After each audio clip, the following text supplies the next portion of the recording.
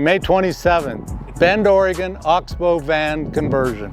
Here I sit with the dyno roamer named Max Roam because my folks over at Expion360 hooked me up with Greg and his crew, and they have installed 4 batteries now, so I'm up to 960 amp hours of battery. I have 1600 watts of solar up on the roof today to spend more time away, run my AC if I want, and just enjoy.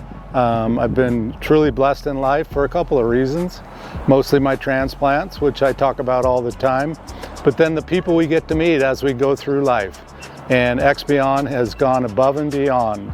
For me personally, my wife and I and our 3 dogs, but you look at it knowing that I had Battleborn batteries from the factory on my Dynamax, thinking that was a great deal until I had a problem with them and I was told I was fine. More research I did and found out that there were better options out there, and through the fine folks at Dynamax, the GM hooked me up with Expion, and here we are today. I'm going to be 960 amp hours of batteries after today and working system. I converted my inverter over to a Victron, and Oxbow here does amazing installation work, which you will get to see how they do it. And you can't find a better place there either for help.